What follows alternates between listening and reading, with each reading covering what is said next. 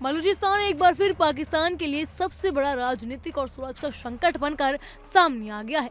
जिस प्रांत को इस्लामाबाद सालों से नियंत्रण बताता रहा, वहीं से अब लगातार ऐसी खबरें आ रही हैं जो पाकिस्तान के दावों की हवा निकाल रही हैं।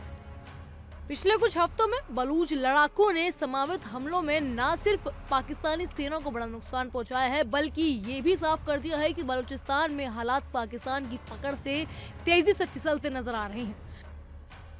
ताज़ा जानकारी के मुताबिक इन हमलों में कम से कम 15 सैनिकों की मौत हो चुकी है और जिम्मेदारी खुद बलूच संगठनों ने खुले तौर पर ली है।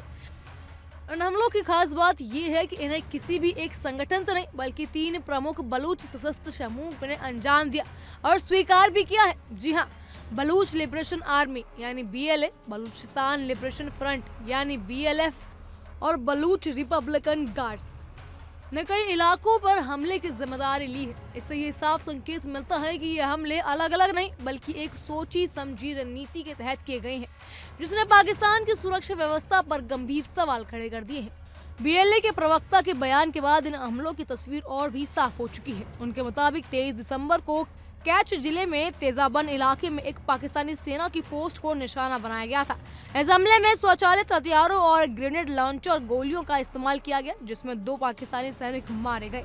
यह हमला इस बात का संकेत है कि बलूच लड़ाके न सिर्फ सक्रिय हैं, बल्कि उनके पास ऐसी क्षमता भी है कि वो सीधे सेना की पोस्ट पर हमला कर सके। इसके ठीक 2 दिन बाद 25 दिसंबर को हालात और ज्यादा गंभीर हो गए। BLA ने चीन पाकिस्तान आर्थिक गलियारे यानी CPK मार्ग पर पंजगुर जिले के कटघरा इलाके में एक सैन्य वाहन को निशाना बनाया। इस बार रिमोट कंट्रोल विस्फोट का इस्तेमाल किया गया, जिसमें 6 पाकिस्तानी सैनिकों की मौत हो गई और 4 अन्य घायल हो गए। CPK जैसे अहम प्रोजेक्ट के रास्ते पर हमला होना पाकिस्तान के लिए दोहरा झटका माना जा रहा है, क्योंकि ये सिर्फ सुरक्षा नहीं, बल्कि उसकी आर्थिक और रणनीतिक योजना पर भी सीधा वार है। 27 दिसंबर को बलूचिस्तान लिबरेशन फ्रंट ने सुराब जिले में RCD हाईवे पर बैतबू क्रॉस के पास एक और बड़ा हमला किया।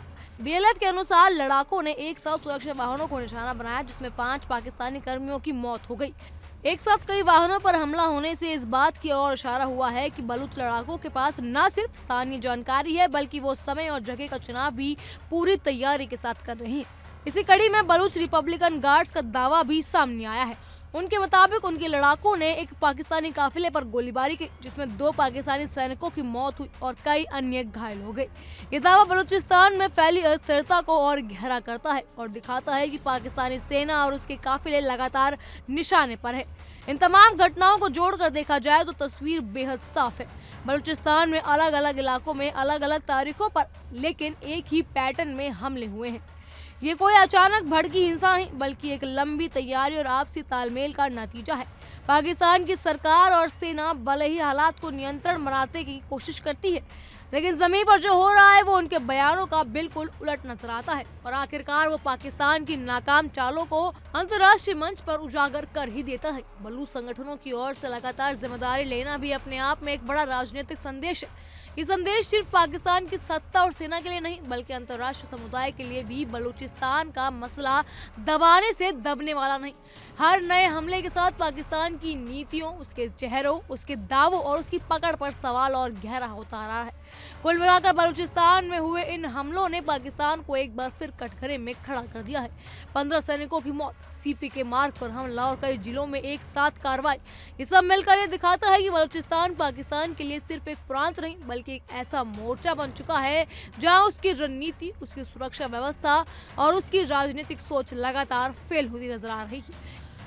इन तमाम घटनाओं को जोड़कर देखा जाए तो तस्वीर बिल्कुल साफ हो चुकी है। बलूचिस्तान में अलग अलग इलाकों में हुए ये एक ही पैटर्न के हमले ये दिखाते हैं कि पाकिस्तान की आर्मी विफल रही है। पाकिस्तान अपने आंतरिक मुद्दों को नहीं सुलझा पा रहा है और अंतर्राष्ट्रीय मंच पर वो बेतुके बयान देने से पीछे नहीं हटता है। पाकिस्तान पहले आतंक को पनाह देता है और फिर जब वही आतंक उसे डसने लगता है या फिर खाने लगता है तो वो UN में गुहार लगाता है, दूसरे मुल्कों पर इसका इल्जाम लगाता है। लेकिन सच तो यही है कि आंतरिक मुद्दे पाकिस्तान से सुलझते नहीं और वो दूसरे मुल्कों पर उंगली उठाने चल देता है।